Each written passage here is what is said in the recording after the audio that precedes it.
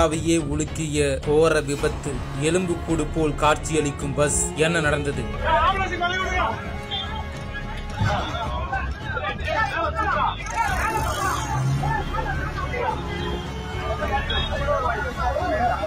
தென்காசியிலிருந்து வெளிமாநிலம் மற்றும் மாவட்டத்தின் பல்வேறு பகுதிகளுக்கு தினம்தோறும் ஏராளமான கனிம வள லாரிகள் சென்று வருகிறது. இதில் செங்கோட்டை பகுதியிலிருந்து சுரண்டை பகுதிக்கு கனிம வளம் ஏற்றி செல்வதற்காக வந்த டிப்பர் லாரி தென்காசி மதுரை நெடுஞ்சாலையான ஈனாவிலக்கு பகுதியில் வந்துள்ளது. அதே சமயம் ஸ்ரீவில்லிபுத்தூர் நோக்கி சென்ற தனியார் பேருந்து ஈனாவிலக்கு ரவுண்டானா பகுதியை கடந்து செல்ல முயன்ற போது கனிம வள லாரி கட்டுப்பாட்டை இழந்து பேருந்து மீது மோதியது. இதனால் பேருந்து நொறுங்கி படுத்த படுக்கையானது. இதனைத் தொடர்ந்து சம்பவ இடத்திற்கு விரைந்து வந்த காவல்துறையினர் கவிழ்ந்து கிடந்த பேருந்தை ஜேசிபி இயந்திரம் மூலம் அப்புறப்படுத்தினார்கள். இதில் 2 பெண்கள் மற்றும் ஒரு குழந்தை சம்பவ இடத்திலேயே இறந்தனர். மேலும் 20க்கும் மேற்பட்டோர் காயமடைந்த நிலையில் அவர்கள் மீட்கப்பட்டு தென்காசி அரசு மாவட்ட தலைமை மருத்துவமனையில் சிகிச்சைக்காக அனுமதிக்கப்பட்டனர். கனிம வள லாரியை ஓட்டி வந்த ஓட்டுநர் தப்பி ஓடிய நிலையில் லாரியை சிறைபிடித்து தென்காசி காவல்துறையினர் விசாரணையை மேற்கொண்டு வருகின்றனர்.